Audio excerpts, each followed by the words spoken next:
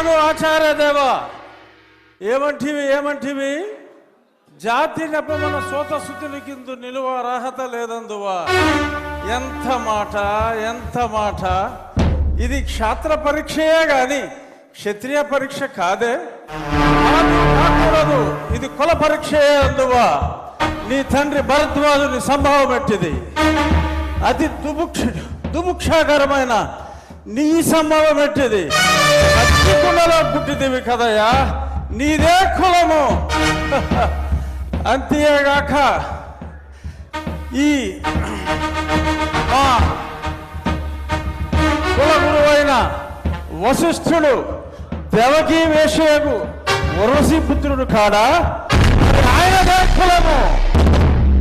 ఆయన పంచమజాతి కన్యకు అరుంధతి యందు శక్తిని, ఆ శక్తి చండాగణ యందు పరాశరుని, ఆ పరాశరుని పల్లె పడుచైన మత్స్యగంధి యందు మా తాత వ్యాసుని, ఆ వ్యాసుడు విధవరాండ్లైన మా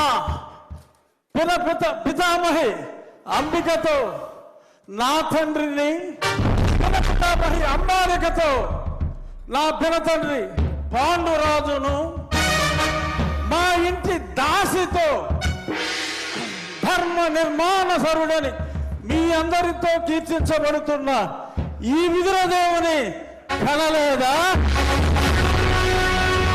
నాతో చెప్పిందేమయ్యా, భక్తి క్షత్రబీజ ప్రాధాన్యములతో సంకరమైన మా గురువంశము ఏనాడో లేదు. కులము వ్యర్థవాదములు.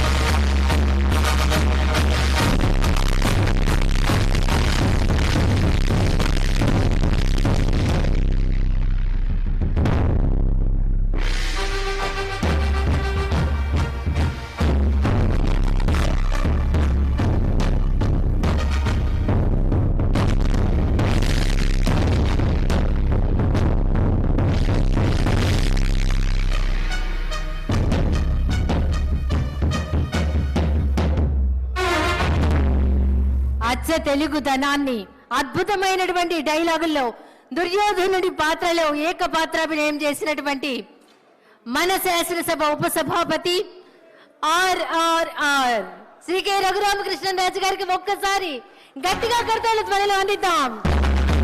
అభినందనలు సార్.